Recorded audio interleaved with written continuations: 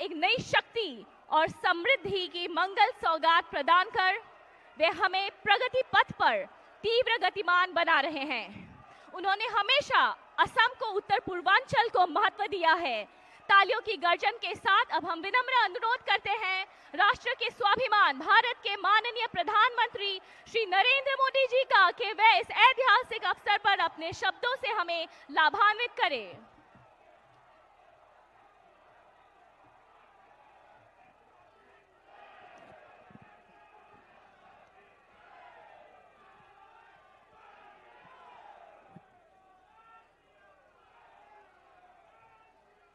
भारत माता की, भारत माता की। आजिर एई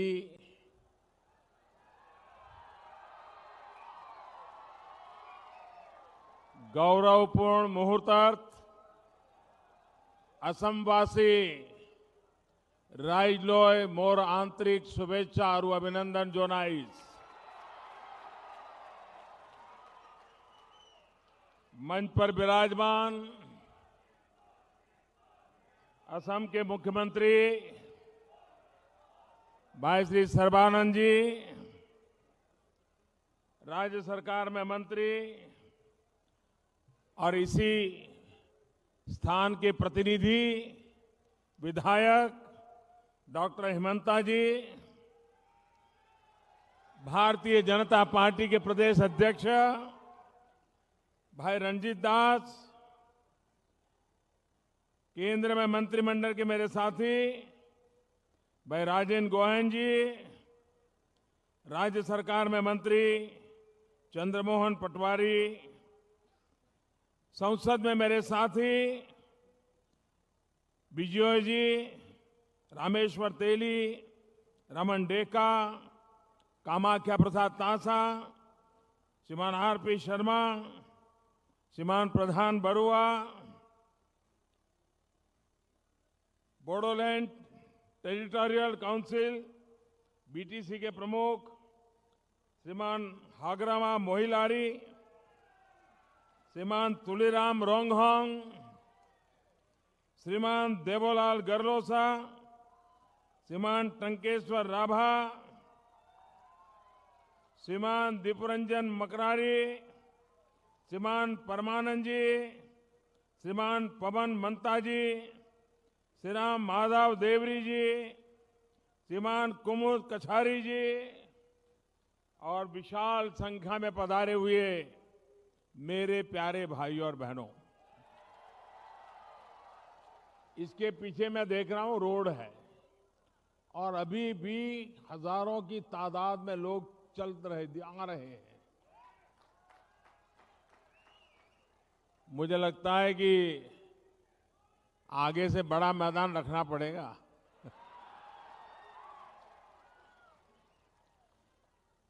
पिछले दिनों में मुझे 4 बड़े कार्यक्रम करने का मौका मिला और मैंने देखा कि असम में उत्साह ऐसे बढ़ रहा है, ऐसे बढ़ रहा है कि एक रैली होती है, दूसरी पहले वाले का रिकॉर्ड तोड़ती है। और आज मैंने देखा है आपने सभी 4 रैलियों के रिकॉर्ड तोड़ दिए हैं।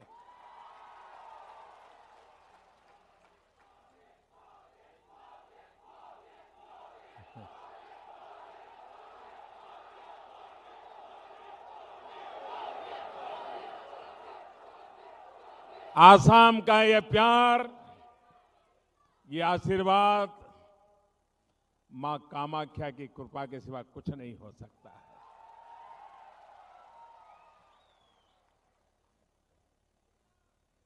मुझे पक्का विश्वास है ये गुवाहाटी से जो अखबार निकलते हैं उसमें ये कोई खबर कल नहीं आएगी।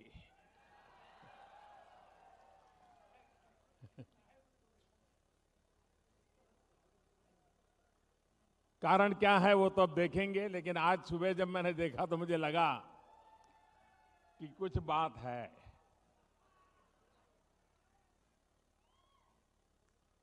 यहां जो पत्रकार बेचारे आए हैं, मेहनत कर रहे हैं, लेकिन उनके मालिक उस मेहनत को पूरा नहीं होने देंगे।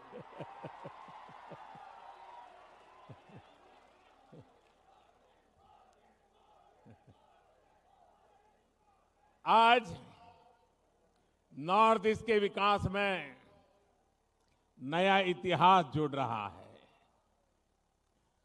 थोड़ी देर पहले ही असम और नॉर्थ ईस्ट के विकास से जुड़े हजारों करोड़ के प्रोजेक्ट्स का लोकार्पण, उद्घाटन और शिलान्यास किया गया है।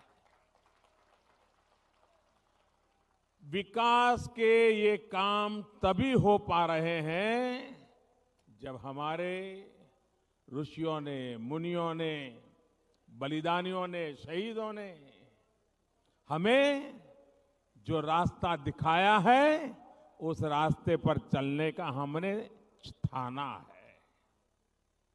श्रीमंत शंकरदेव, माधवदेव, अजान फकीर, स्वर्गदेव चावलुंग, सुखाबा जैसी विभूतियों को मैं आज इस धरती से नमन करता हूं। इस धरती के महान सपूत जनरल वीर लाचित बरफुकन जी की बहादुरी के किस्से यहां के कण कण में रचे बसे हैं। संत श्रीमंत शंकरदेव संघ का वार्षिक अधिवेशन जो मोरीगांव में हो रहा है उसकी सफलता की भी मैं कामना करता हूं।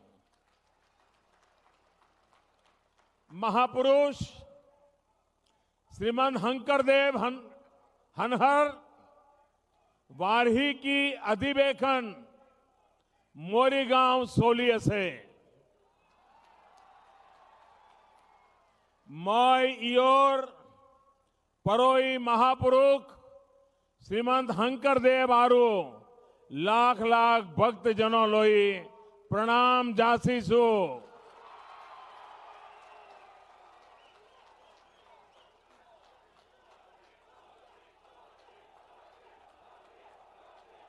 साथियों, मैं भारत रत्न डॉक्टर भूपेन हजारिका को भी अपने श्रद्धा सुमन अर्पित करता हूं। डॉक्टर भूपेन हजारिका कोहिसिल असम आमार रूप ही गुनोर नाई हेक बढ़तो रे पूरब दिशर हुई उठा दे मोई प्रचुर हमपद आरु हम भावनामयी असमी आई लोई आई मुहूर्तद गंभीर प्रणिपात जनाइशे। साथियों, भूपेंदा ने असमिया भाषा और संस्कृति को देश और दुनिया तक पहुंचाने में अहम भूमिका तो निभाई, वंचितों और शोषितों के लिए भी वो आवाज बुलंद करते रहे। भूपेंदा के सुरों ने ब्रह्मपुत्र के इर्द गिर्द बसने वालों के जीवन में नई चेतना का संचार किया, तो साथ ही गंगा के विस्तार में फैली मानवता को भी जगाने का प्रयास किया। साथियों, असम और देश के लिए, समाज के लिए अपने गीतों से, अपने सुरों से जिस महान व्यक्तित्व ने इतना योगदान दिया, वंचितों, पीड़ितों और शोषितों के लिए समर्पित भारत के उस सच्चे राष्ट्र रत्न की पहचान करने में दशकों की देरी हो गई, दशकों की देरी हो गई। हम सभी को खुशी होती अगर भूपेंदा जीवित होते और अपने हाथों से भारत रत्न का सम्मान ले पाते, लेकिन ये संभव नहीं हो पाया। इसके लिए जिम्मेवार कौन है? ये निर्णय आपको करना है। साथियों, आज मुझे असम के एक और महान सपूत गोपीनाथ बारदोलोई की उनकी भी याद आ रही है, जिनको सच्ची श्रद्धांजलि देने के लिए, भारत रत्न देने के लिए भी असम को दशकों श्रद्धेय अटल बिहारी वाजपेयी जी का इंतजार करना पड़ा।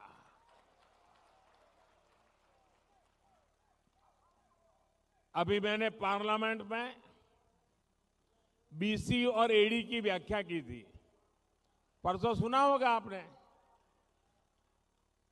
बीसी और एडी यानी बीसी का मतलब है बिफोर कांग्रेस और एडी का मतलब आफ्टर डायनेस्टी।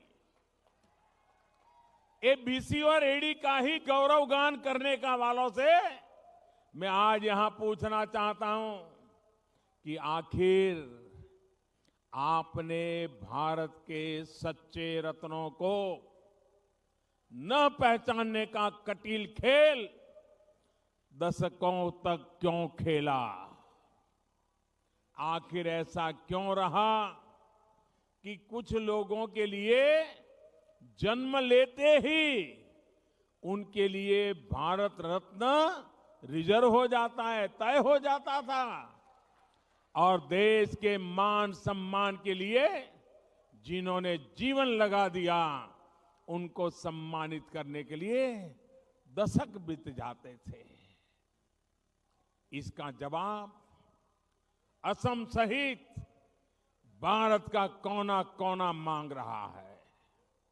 आज मुझे गर्व है कि भारतीय जनता पार्टी की सरकार के समय ही असम के दो सपूतों गोपीनाथ बरदोलोई और भूपेन हजारिका को भारत रत्न देने का काम, वो पवित्र कार्य करने का अवसर हमें मिला है।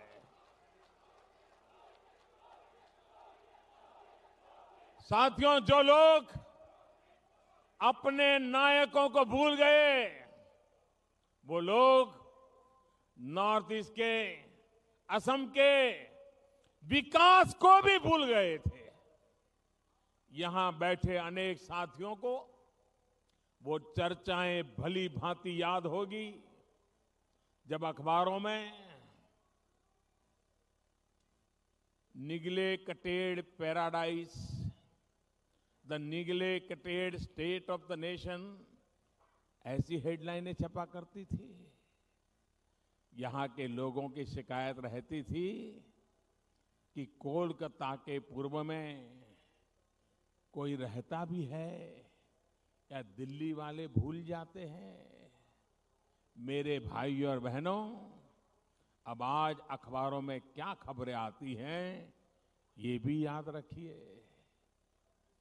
Infra push in north east, digital push in north east, किसी राज्य में पहली बार रेल कनेक्टिविटी, कहीं पर पहली बार हवाई कनेक्टिविटी, गांवों में पहुंच रही बिजली, बरसों से अधूरे देश के सबसे लंबे रेल रोड ब्रिज का लोकार्पण, अब ऐसी खबरें अखबारों में आती है। भाइयों और बहनों, कुछ दिन पहले जो अंतरिम बजट पेश किया गया है उसमें भी नॉर्थ ईस्ट के विकास के लिए हमारी निष्ठा का पता चलता है। इस बजट में केंद्र सरकार ने असम सहित पूरे नॉर्थ ईस्ट के लिए 21% से अधिक बजट की वृद्धि की है। इसके अलावा सरकार ने 5 लाख रुपए तक की आय वालों को टैक्स से जो छुट्टी दी है उससे भी उत्तर पूर्व और असम के लोगों को बहुत फायदा हुआ है। मुझे हमारे मुख्यमंत्री जी बता रहे थे कि असम में बड़ी संख्या में नौजवान अब टैक्स के दायरे से ही बाहर हो जाएंगे, उनको टैक्स देना ही नहीं पड़ेगा। वैसे भाइयों और बहनों, इस बार चर्चा तो असम सरकार के भी बजट की बहुत हो रही है। असम के विकास को नई ऊंचाई देने वाले इस बजट के लिए मैं असम सरकार को और असम के नागरिकों को बहुत बहुत बधाई देता हूं। साथियों, नॉर्थ ईस्ट और असम के विकास के लिए, यहां के सम्मान के लिए अपने समर्पण को जारी रखते हुए आज अनेक परियोजनाओं का उद्घाटन और शिलान्यास किया गया है। नुमलीगढ़ में bio refinery, north east gas grid, Barauni Guwahati प्राकृतिक gas line, Hollong modular gas processing plant का उद्घाटन और एलपीजी स्टोरेज वेसल, ये तमाम प्रोजेक्ट असम को ऑयल एंड गैस का एक बड़ा हब बनाने वाले तो है ही, देश की अर्थव्यवस्था को भी नई ताकत देने वाला है। चाहे वो बायोफ्यूल का प्रोजेक्ट हो या फिर बरौनी तक जाने वाली गैस पाइपलाइन, एक क्लीन फ्यूल और क्लीन एनर्जी बेस हमारी अर्थव्यवस्था के संकल्प को और मजबूत करती है। भाइयों और बहनों, हमारी कोशिश है कि हम उत्तर पूर्व की अर्थव्यवस्था को हर तरह से मजबूत करें। इसी कोशिश में हम नॉर्थ ईस्ट की कनेक्टिविटी को सुधार रहे हैं। चाहे बोगीबिल का पुल या फिर भूपेन हजारिका पुल, हम बरसों से अधूरी योजनाओं को ईमानदारी से पूरा करने की कोशिश कर रहे हैं। आज मुझे ब्रह्मपुत्र नदी पर उत्तर और दक्षिण गुवाहाटी को जोड़ने वाले पुल के उद्घाटन का अवसर मिला है।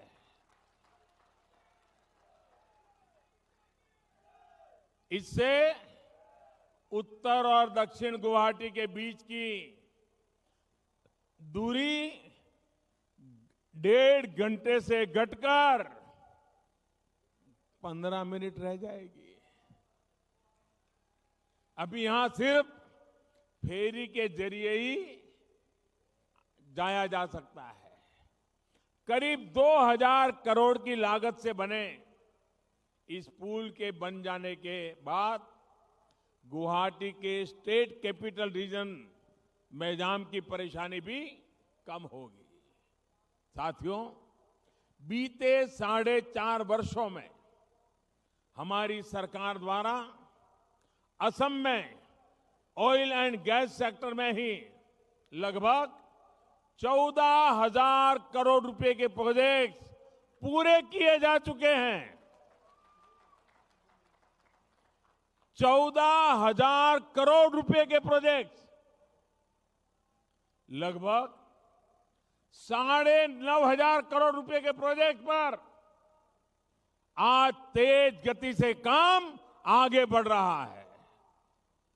आज नुमालीगढ़ में 1200 करोड़ रुपए से बनने वाली बायो रिफाइनरी का शिलान्यास किया गया। देश भर में बन रही 12 आधुनिक बायो रिफाइनरी में से ये सबसे बड़ी है। यहां पर बांस से हर साल 6 करोड़ लीटर इथेनॉल भी बनाया जाएगा। किसानों को कितना लाभ होगा, जंगलों में रहने वालों को कितना लाभ होगा, इसका आप हिसाब लगा सकते हैं। ये प्रोजेक्ट करीब करीब 50,000 परिवारों को अतिरिक्त आय का स्रोत बनने वाला है। इसके अलावा नुमालीगढ़ रिफाइनरी की क्षमता को लगभग 3 गुना करने के लिए भी सहमति दे दी गई है।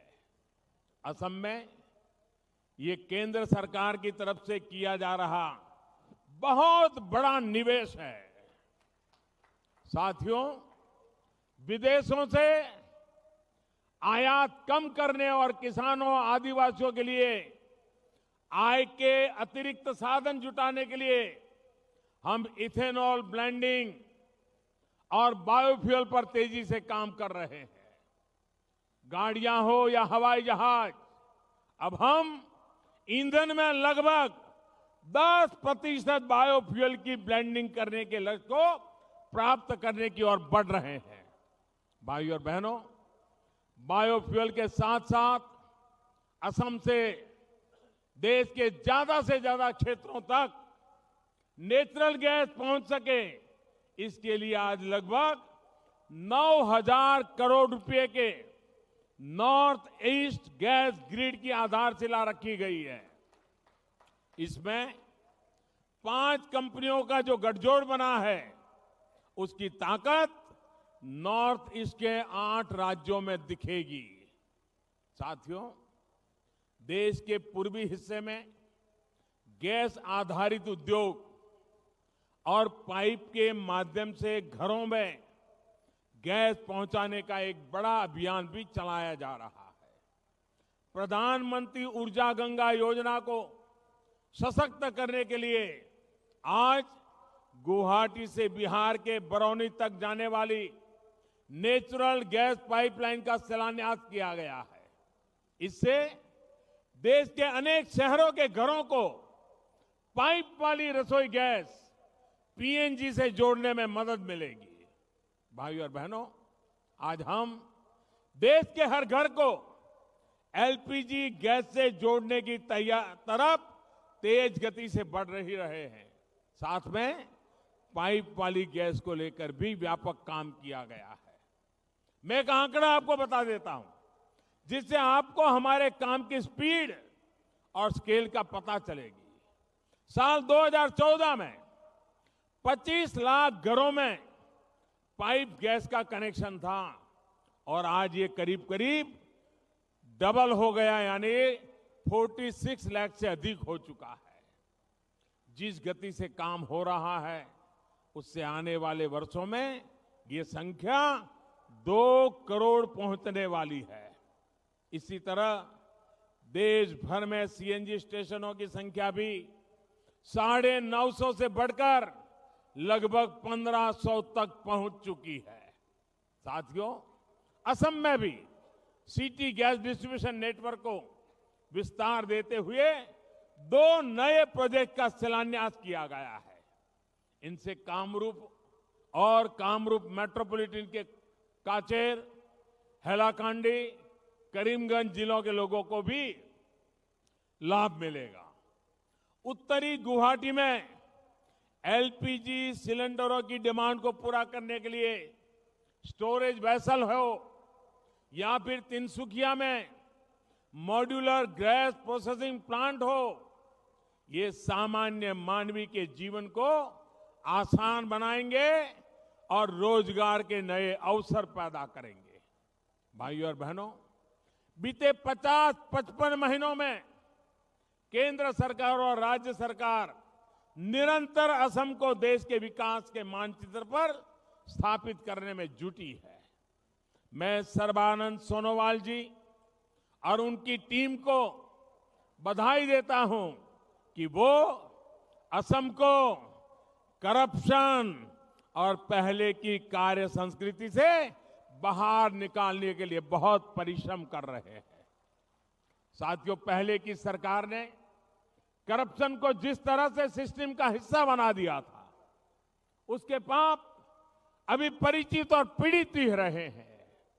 लेकिन भ्रष्टाचारियों को पर कार्रवाई करके यहां की सरकार ने कड़ा संदेश भी दिया है। साथियों, आप सभी देख ही रहे हैं कि गरीबों को लूटने वालों, देश की सुरक्षा से खिलवाड़ करने वालों के साथ कितनी सख्ती से निपटा जा रहा है। जो घोटाले करके देश से भाग जाते थे, उनको वापस लाया जा रहा है, भारत के कानून के हवाले किया जा रहा है। ये पूरा देश देख रहा है कि चौकीदार की चौकसी से कैसे भ्रष्टाचारी बौखलाए हुए हैं और सुबह शाम रोज नई गाली, मोदी को रोज नई गाली यही देते रहते हैं।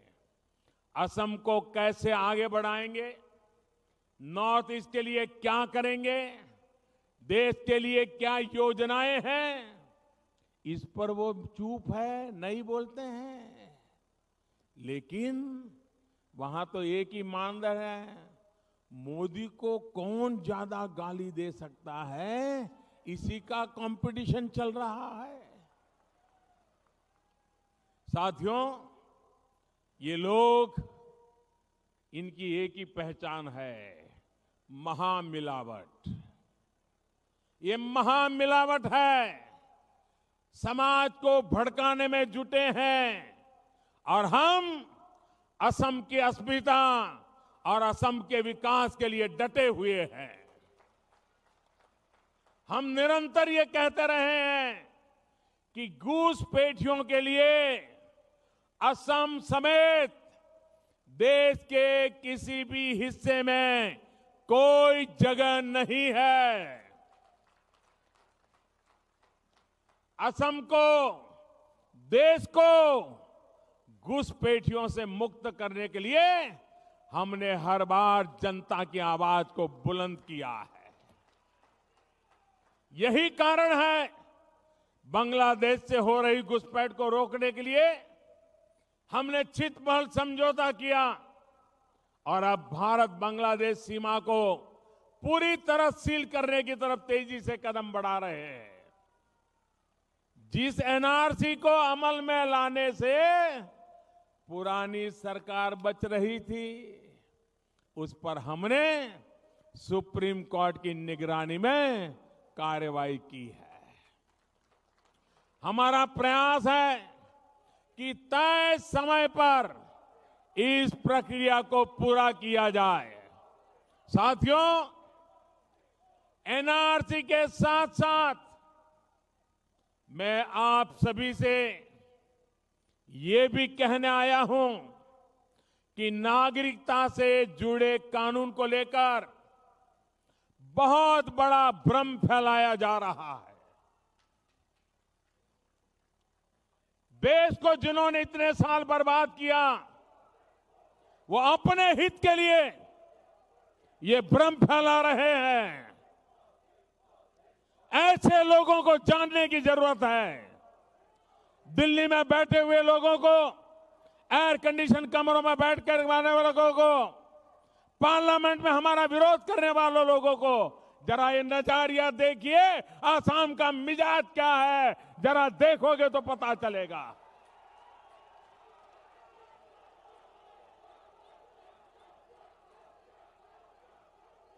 भाइयों बहनों, असम और नॉर्थ ईस्ट के राज्यों की भाषा, संस्कृति और संसाधनों पर आपके हक की रक्षा करने के लिए भारतीय जनता पार्टी, एनडीए सरकार पूरी तरह से प्रतिबद्ध है।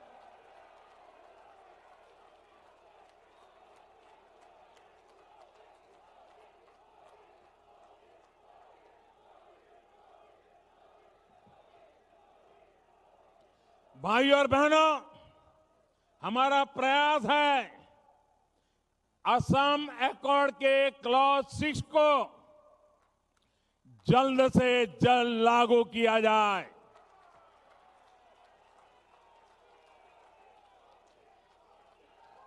और इसके लिए हमारी सरकार द्वारा एक कमेटी भी बनाई जा चुकी है और मुझे विश्वास है ये कमेटी आपके भावनाओं का, आपके हितों का, आपकी आशा आकांक्षाओं का पूरा ख्याल रखते हुए रिपोर्ट करेगी, ऐसा मुझे पूरा विश्वास है। आप ये भी भली भांति जानते हैं कि जो दल जो दल दलदल में डूबे हुए दल, महामिलावटी दल आज भ्रम फैलाने में जुटे हैं, उन्होंने 30-35 साल तक असम एकॉर्ड को लागू करने में कभी ईमानदारी नहीं दिखाई। आप मुझे बताइए, 36 साल हो गए, असम एकॉर्ड लागू होना चाहिए था कि नहीं होना चाहिए था? इन लोगों ने असम के साथ अन्याय किया है कि नहीं किया है? और जो लोग आज अपने निजी स्वार्थ के लिए उन लोगों के साथ खड़े हुए हैं, उनका भी स्वार्थ को खुला करना चाहिए कि नहीं करना चाहिए? और इसलिए भाइयों बहनों, मैं आज आपके पास आया हूं। 36 साल पुरानी मांग आपकी अगर कोई पूरी करेगा तो मोदी सरकार करेगी।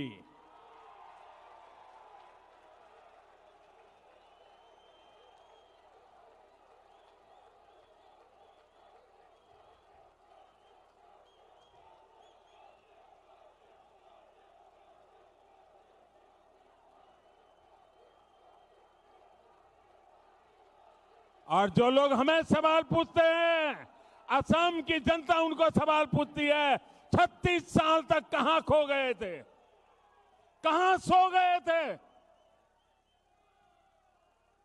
असम के लोगों की भावनाओं पर खेलने का खेल बंद कीजिए।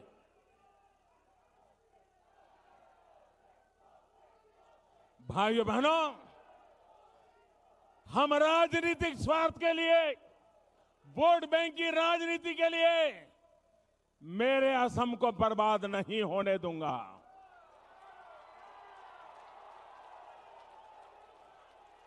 वोट बैंक की राजनीति करने वालों ने जिस प्रकार से आज असम को चौराहे पर लाकर के खड़ा कर दिया है, ऐसे वोट बैंक की राजनीति करने वालों से मैं ये लड़ाई लेने के लिए निकला हूं। भाइयों बहनों, ये लोहा लेने के लिए निकला हूं।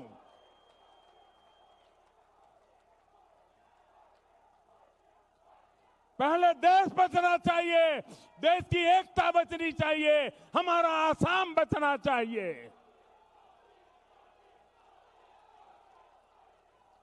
साथियों, असम और उत्तर पूर्व के लोगों के साथ मेरा एक स्वाभाविक लगाव है। आपका स्नेह और आशीर्वाद मेरे लिए बहुत महत्वपूर्ण है। जितना अधिकार आपका मुझ पर है, उतना ही दायित्व मेरा भी आपके प्रति है। और इसलिए मैं सिटीजनशिप अमेंडमेंट बिल पर भी आज इतने बड़े विराट जनसभा में आपसे बात करना चाहता हूं। साथियों, हमें भारत के संसाधनों पर कब्जा करने के इरादे से भारत में घुसने वालों, यहां पर कब्जा जमाने के लिए घुसने वालों और आस्था की वजह से अत्याचार के कारण अपना घर-बार छोड़ने के लिए मजबूर लोगों का हमें फर्क समझना चाहिए। नागरिकता संशोधन का विषय सिर्फ आसाम या नॉर्थ ईस्ट से जुड़ा नहीं है। एक मिनट, आपका प्यार, आशीर्वाद, धन्यवाद।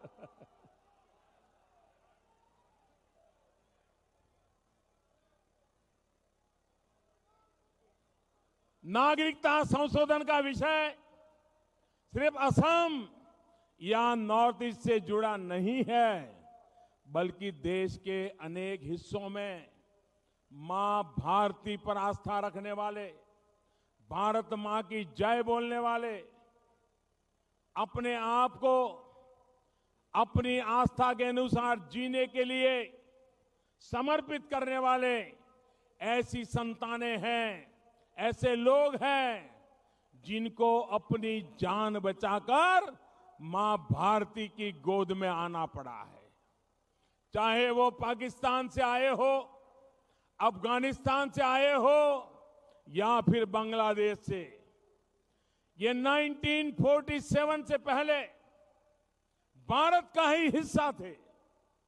जब आस्था के आधार पर देश का विभाजन हुआ, हमसे अलग हुए देशों में जो अल्पसंख्यक, यानी वहां जो अल्पसंख्यक थे उन देशों में, मतलब वहां हिंदू अल्पसंख्यक था, सिख वहां अल्पसंख्यक था, जैन वहां अल्पसंख्यक था, बौद्ध वहां अल्पसंख्यक था, पारसी वहां अल्पसंख्यक था, ईसाई वहां अल्पसंख्यक था।